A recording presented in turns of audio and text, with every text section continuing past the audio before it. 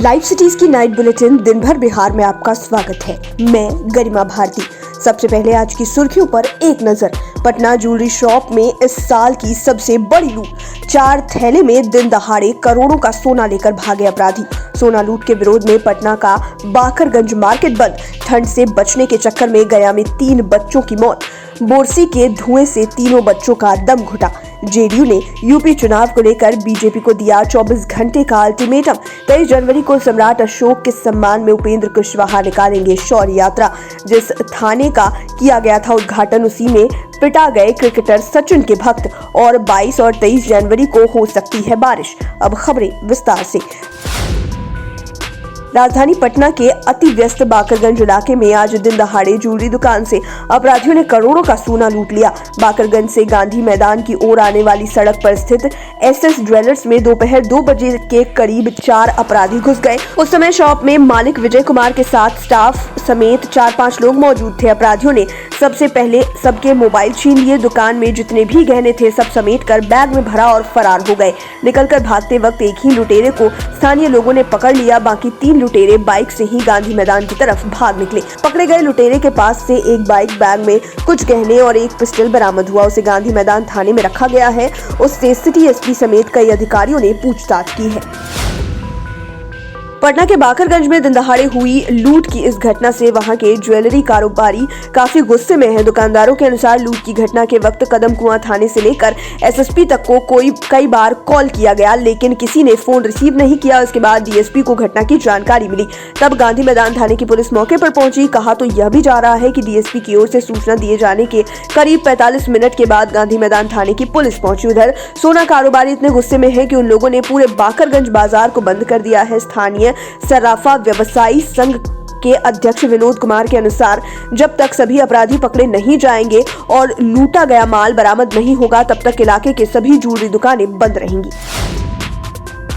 गया जिले के अतरी थाना क्षेत्र के मालती गांव में रहने वाली महिला और उसके 3 बच्चों की दम घुटने से मौत हो गई। महिला का पति बाहर रहकर सलून चलाता था। पुलिस के अनुसार घर में भीषण शीतलहरी से बचने के लिए बोरसी जलाई गई थी। बाद में उन लोगों को नींद आ गई। बंद कमरे में काफी धुआं जमा हो गया था। धुएं से मां समेत सभी बच्चों का दम घुट गया। इससे चारों की मौत हो गई। जानकारी मिलते ही स्थानीय लोग समेत पुलिस मौके पर पहुंची। एक साथ 4 लोगों की मौके पर मौत से इलाके में अफरा तफरी मच गई। यूपी विधानसभा चुनाव में बीजेपी जेडीयू की राहें अब अलग हो गई है। वहां अब जेडीयू अकेले मैदान में उतरेगा। जेडीयू के वरीय नेता और यूपी के प्रभारी केसी त्यागी ने मीडिया को बताया कि कल शनिवार को दोपहर में जेडीयू उम्मीदवारों की पहली सूची जारी करेगा। उन्होंने यह भी कहा कि बीजेपी के साथ सीटों पर सहमति नहीं बन पाई है। इसकी वजह से जेडीयू अब यूपी चुनाव में अकेले उतरेगा। गौरतलब है कि यूपी चुनाव को लेकर जेडीयू कई माह से मंथन कर रहा है। सीटों पर बातचीत के लिए केंद्रीय मंत्री आरसीपी सिंह को जिम्मेवारी दी गई है। 2 दिन पहले आरसीपी सिंह ने कहा था कि बातचीत चल रही है, जबकि जेडीयू के राष्ट्रीय अध्यक्ष ललन सिंह ने इसे लेकर बीजेपी को अल्टीमेटम भी दिया था, लेकिन इसका नतीजा अब तक कुछ नहीं निकला है। केसी त्यागी के बयान के बाद सारे कयासों पर विराम लग गया है। मुकेश सहनी की विकासशील इंसान पार्टी भी यूपी चुनाव में उतरेगी। इसे लेकर बीजेपी के वरीय नेता और बिहार के मंत्री शाहनवाज हुसैन ने मुकेश सहनी को बहुत कुछ सुना दिया है। शाहनवाज हुसैन ने कहा कि यूपी में बहुत सी पार्टियां लड़ रही है, इसकी चिंता बीजेपी कहां करती है। सैकड़ों पार्टियां सैकड़ों जगह चुनाव लड़ती है, इससे कोई फर्क नहीं पड़ता। तेजस्वी यादव को छोटा भाई बताने संबंधित मुकेश सहनी के बयान पर शाहनवाज हुसैन ने कहा कि कौन क्या बयान देता है, इससे कोई फर्क नहीं पड़ता। बिहार में नीतीश सरकार मजबूती से चल रही है और आगे भी मजबूती से चलेगी।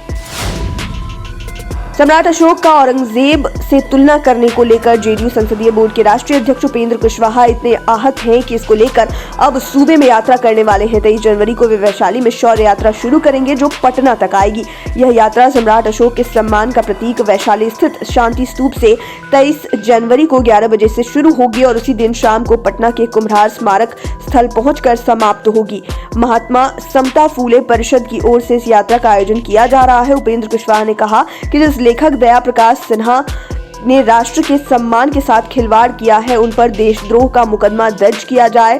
साथ ही संबंधित पुस्तक पर प्रतिबंध लगाई जाए और उनके तमाम पुरस्कार भी वापस ले लिए जाएं। छपरा के मकेर में आज 2 और लोगों की संदिग्ध स्थिति में मौत हो गई। 3 दिनों में मृतकों की संख्या बढ़कर 15 हो गई है। आज तारा अमनौर और परमानंद छपरा में इलाजरत 2 लोगों ने दम तोड़ा है। वहीं इलाजरत एक व्यक्ति की आंखों की रोशनी भी चली गई। पिछले 3 दिनों से संदिग्ध परिस्थिति में हो रही मौतों में भी अधिकतर शवों का दाह संस्कार कर दिया गया है। स्थानीय लोगों के अनुसार इन सभी की मौत जहरीली शराब पीने के कारण हुई है। वहीं जिला प्रशासन का कहना है कि पोस्टमार्टम रिपोर्ट आने के बाद ही कुछ कहा जा सकता है। दूसरी ओर घटना के बाद मकेर के थानेदार और चौकीदार को सस्पेंड कर दिया गया है।